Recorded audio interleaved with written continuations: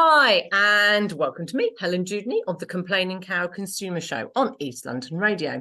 Now, today I have with me Hayley Steere, who is the founder of Free My Meal. Hayley, welcome, first of all. Hello, welcome. Thanks so much for having me.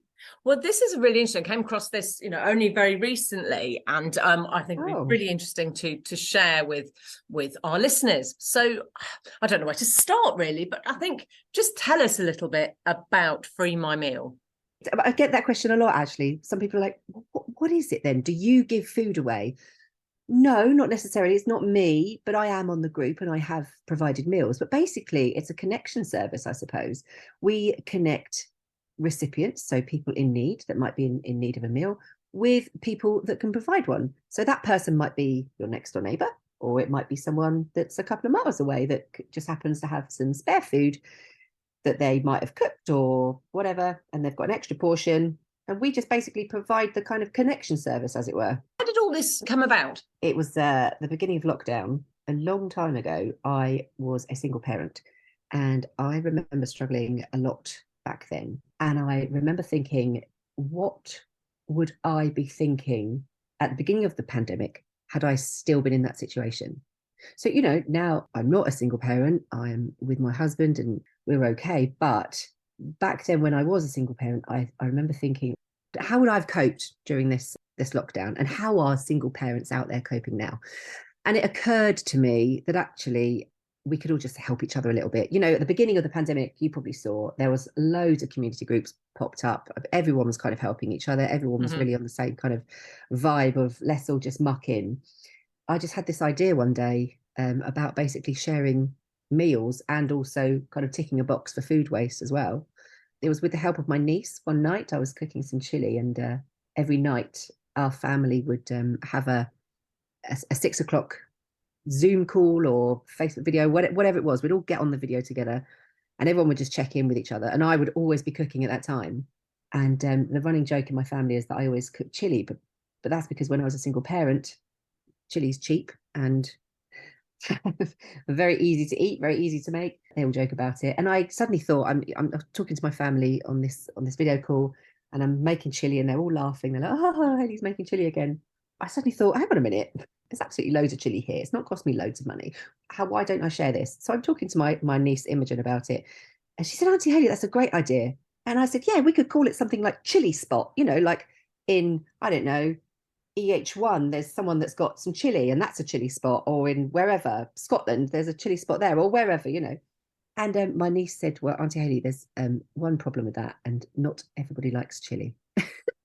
And so from there it just went from there. She made me realize that not everyone's going to want to eat the chili, and actually why aren't we helping each other with the leftover meals that we've got that we're making, or being proactive and thinking, I want to help someone today. I've got some extra ingredients in the fridge. I'm gonna knock something up and offer it on the group, and it snowballed, and here we are. So what were your first steps after you got that idea? That night, that very night, I set up a Facebook group and sent it to a few friends. I came up with the name Free My Meal after thinking Chili Spot would be a great idea, but actually realizing, obviously Imogen saying not everyone's going to like chili, and called it Free My Meal. Started it, sent it off to a few friends, put it in a few different community groups. And I think that night, I always struggle with the exact numbers, but I think within a sort of an hour or so, we had about 50 people on the group. And I said to my husband, this is insane that people are just constantly joining, Michael. Look, they're just constantly joining. And I think that night, we ended up with 250 people. And then by the end of the week, I think we had 500 people on there. And it was all walks of life, all different people needing, some people recipients in need, and some people thinking, no, I want to help. This is great. And I can help cook. And it just snowballed. And those were the first steps. And I realized very quickly I had to put some sort of structure in place. There had to be procedures, there had to be rules, there had to be, it couldn't just be left to its own devices. So yeah, it is very heavily monitored. Yeah, it works. It just works, Helen. So what was the structure that you put in place? Well, I knew that I needed help. Because my husband said to me, you need to sleep. I think I'd had maybe about 2 hours sleep. and I didn't have a baby then. And I very quickly realised I'm just going to have some help with this, and we're going to have some admins that just are all on the same page, that all follow the same set of rules, that all know exactly what it is that I want to be done. I don't even remember asking them, but 2 friends got in touch, I think, and just said, look, Hayley, this looks overwhelmingly busy and hectic. Do you want some help? And then somebody else came on board. And so there's 4 main admins, 4 of us that just kind of run things day to day. You know, we needed things in place like when you're requesting meals on the group, for example, here's how to do it, or here's an instruction video as to how you do this, or we just needed it to be easy to use. I wanted my 70-year-old mum to be able to use it. And I think that the structure, the rules, and the things being in place, and us being consistent really helped. Because I don't know about you, but I'm on loads of Facebook groups, I'm on loads of community groups, and if there's not rules and structure in place, I just get annoyed with it. I just think, no one's, I can't be dealing with this. I need a plan. That's how. So do people have to be on Facebook to use the service? No, not at all. And again, that's something we realised really early on. Not everyone is on Facebook, and obviously we needed a wider reach. So I think within a week I set up a website, and on the website you can go on there and you can basically click find or provide a meal. And if you're a recipient, you click on that page and you can fill in a form, and that form comes directly to one of us admins, and then we marry you up with someone that can provide a meal, and vice versa. Actually, if you can provide a meal, you just fill in a form on the website. So it's easy enough and easily accessible for everybody. However, I must admit the main activity is on our Facebook groups. But what we find happens, Helen, is that, let's say your 70-year-old mother can't use, or father, whatever, can't use Facebook. We find that people use it for them. So we have a lot of people that say, look, it's my elderly neighbour that needs some meals. And that's totally fine and legitimate. There's no problem with that. We don't mind that happening. So whilst you can use the website, you're also, you can use the Facebook groups as well. I'm very keen to get an app. It's kind of the next stage, really, but it's just finding the right one. I want it to be easy. I don't want it to be clunky, but then I don't want to reinvent the wheel, because Facebook kind of does everything we need it to do, really. So it's a tricky one, actually. Do you do any fundraising? Can people donate financially to you? They absolutely can. Yeah. So if we can't find somebody to provide you with a meal, and things are extremely challenging in your world, we do have a fund for people we do online shops for them. So we'll do an icing shop 9 times out of 10 for people if they are needing something right now, can't feed their kids, really struggling. It's not something we can continue to do, but as a one-off, we do have that fund for that. It's not huge.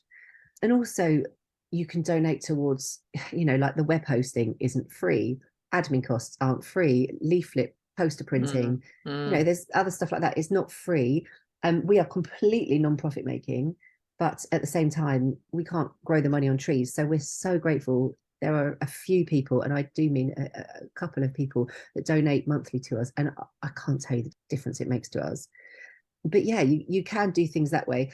Whilst you cannot say, Hayley, here's, £50 and I want to help that person on that group. You can't do that. It doesn't work like that. We kind of gauge it and we work out who's in need. People constantly in contact with recipients. We kind of make informed decisions about that. But 9 times out of 10, the service is entirely user-led. So it's the people that are providing the meals that the recipients are getting meals from. And for that, it's just brilliant. It's kind of, I don't want to say it runs itself, because it doesn't. People always say to me, oh, Hayley, well done. You're great. You're feeding loads of people. Well, it's not me. I'm not feeding people. It's actually communities helping communities, and communities feeding communities. Sort of the logistics of it. How does it all sort of work? Where people, do they go and collect the meal, or do people go and take it to somebody, or do they say, I've made it up, I've frozen it, or they've got to reheat this, or how does that kind of thing work? Everything, every way you've just said. So we had, do you remember Mr. Motivator? Yeah. He came to my house, and we did a recording for the One Show, and sorry, BBC Morning Live, not the One Show. That's BBC Morning Live, and he was sat here and he was saying to me, so come on, Hayley, what do we do? How do we do it? So we did a live posting, basically. I cooked some chili. Obviously, I cooked chili. Actually, he helped me cook it. And he's a brilliant cook. His name's Derek. He's such a legend. Anyway, he helped me cook it. And we posted it on the group. And a recipient got in touch and said, I'd really like that. That's my area. Because what you do is you make up your food or whatever, you post it on the group and you say, I have got a portion of chili and this is available now. And this is how you can get hold of it. Please DM for details. And you put the first part of your postcode. You don't put your whole postcode, just the first part of your postcode, so that recipients can basically go on the group and search for the first part of their postcode, and you can marry yourselves up. Anyway, so we did it live, and Mr. Motivator helped me put it in a Tupperware. Now, you don't have to put it in a Tupperware if you don't want to. If you don't want your Tupperware to be taken away, whatever, you might say to your recipient, can I grab the Tupperware back? Can you bring your own Tupperware? And we set up outside. I use What 3 Words. I don't know if you've heard of that, Helen. Yeah, brilliant. Yes, legendary. What 3 Words. In fact, I still need to get in touch with them. It's on my to-do list. They've been amazing, actually. So you can say, if you don't want someone coming to your house, for example, what we did was gave them a What 3 Words, which is about 100 yards from my house, and we met them there, gave them the chili, and off they went. And you can actually watch it on I think the recording's still on YouTube somewhere. But I think it was great for him to see like it actually working and how it works. You're not inviting people into your home. You're not a dinner service. You do as much or as little as you want.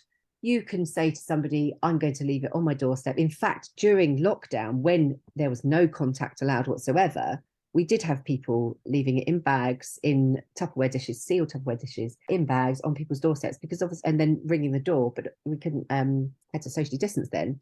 People didn't want to see other people, did they? So they just would leave it, ring the doorbell or whatever.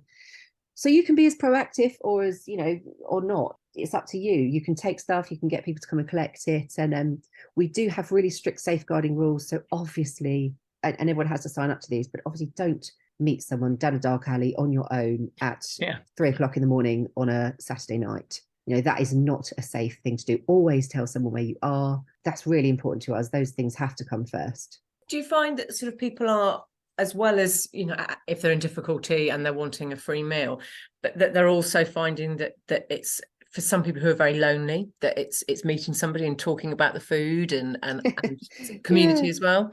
There are some of the people on the group. I don't know if you've had a scroll through the group, but there are some angels on there. Honestly, it makes me a bit emotional, actually, but there are some people that are constantly posting food, and you can see that they have a group of people that they're, helping to get out of whatever it is that's going on in their life that's causing them to use, a community food group.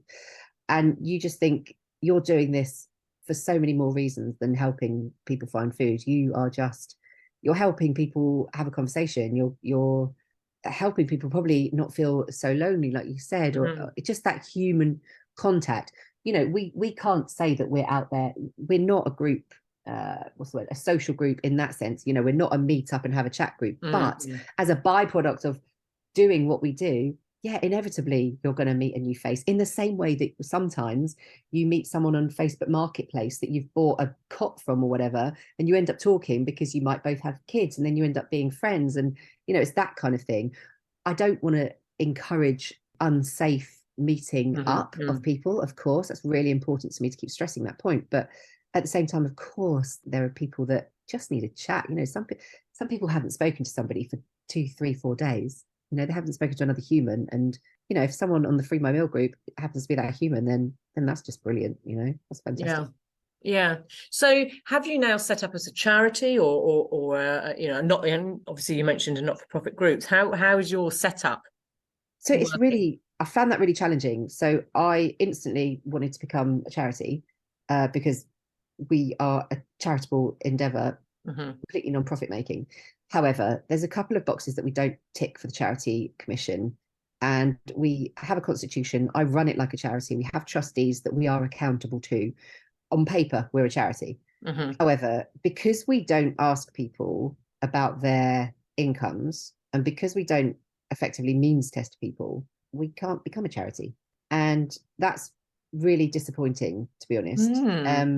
It's a bit of red tape that's really, in the early days, it did really upset me actually, that we got declined, but I couldn't focus on it because I had to just keep the ball rolling with it, and I had to just keep focused on what our goals were. But actually being a charity would just, it would make such a difference, Helen. It would mean that we could, do sort of bigger fundraising. It would mean that I can spend more time working on the organization. It would mean, or working for the organization, because at the moment I don't make any money as in a wage from Free My Meal.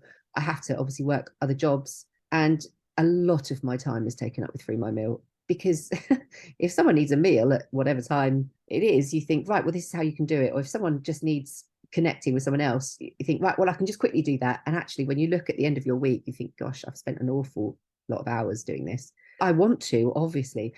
So it would help if we could become a charity. However, because we're not means testing people, we can't. But here's my two penneth worth about that. Not everybody from the outside can afford what it looks like they can afford.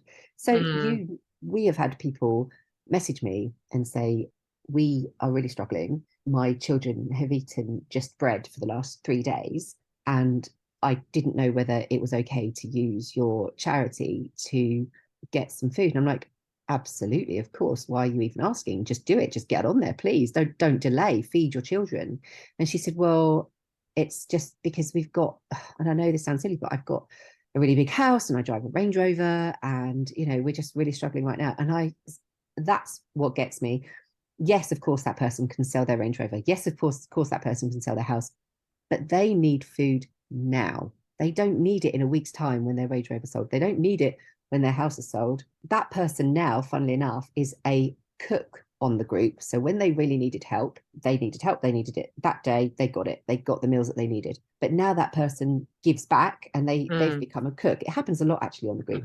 But that's why we don't means test people, because if you looked at what they probably have on paper and their income, regardless of whether they've got zero in their bank account or not, they would never get benefits. They would never get free school meals. They would never qualify for any of that. So I know firsthand, it doesn't always compute. We're not giving away Lamborghinis here. We're making sure that people can have a meal.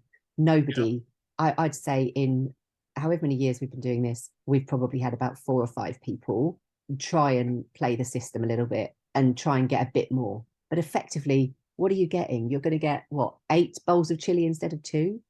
Like, nobody is here to kind of defraud. Well, it hasn't happened a lot. So when people ask for a meal for their kids, trust me, it takes a lot. And I don't care what car you drive. I don't care what job you do. If you need a meal for your kids and yourselves, then absolutely, let's not even question that. Yeah. I mean, if you going through the difficulty of just having to be, and the embarrassment that they will feel, humiliation, absolutely, all of that for a lot of people, just to even ask, they're not going to put themselves through that, whatever their income is, whether it's low and they're on benefits or whether they're driving a Range Rover. But also it's just quite short-sighted of the Charity Commission, isn't it, really, because of all those people that you said that when they needed it, they used it, and now they're paying back. It's growing the charity. It's not growing the charity, but it's growing the organisation, and it's feeding more people. 100%. And they're actually they would stop that if you had to follow their rules. You wouldn't have those people actually feeding more people. I think middle earners have been squeezed. Yeah, it's always the way, though, isn't it? Always the way. It absolutely is, and I understand it to an extent. But at the same time, this isn't me wanting couple of $100,000 for an extension. This is me needing a meal for my kids.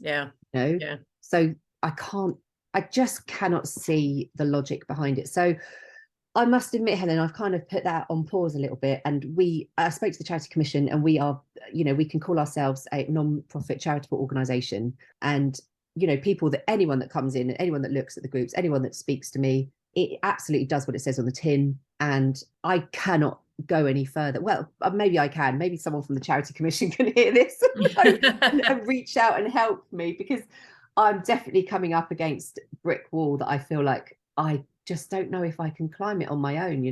What else can I do? Who else do I turn to? Who else do I talk to? It's a really tricky one, isn't it? Because it's just like anything, isn't it? All this red tape, and but it's Yeah. stopping people being fed. Yeah. It's just that's yeah. And I know you've had quite a few sort of celebrity endorsements, haven't you? Tell me a little bit about that. Yeah, really, really early on, we were on the news and suddenly Twitter just blew up and I couldn't work it out. I just thought, gosh, is that what happens once you've been on the news? And we realized that Louis Tomlinson from One Direction tweeted about us and Ah. I could not believe it. He had tweeted about it and then I think he DM'd me and said, oh, send me your contact details. And I mean, what a guy. I think he just got it. I think he just got my story and just understood, actually, this has got a place. So I was so grateful for that. But Nigella Lawson, she thought it was a great idea.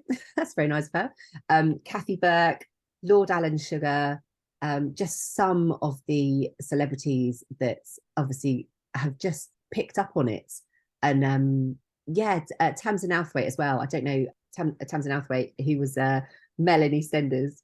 She is an amazing woman. And not only did she sort of tweet about us, but actually she offered Christmas dinner on Christmas Day. And she cooked 6 Christmas dinners and actually went and delivered them on Christmas Day to a family in need, actually. So yeah, there's been a whole bunch of celebs that have just been absolutely vital in kind of just spreading the word and helping us out. That Anthony Cotton, I quite like what he said. He said, "Be more Hayley." Oh I was like, wow. I'll take that. Be more Hayley. Absolutely. So yeah. I mean, that's So great because that's the kind of thing that really helps spread the word, isn't it? And putting their money where their mouth is, really, with Tamsin.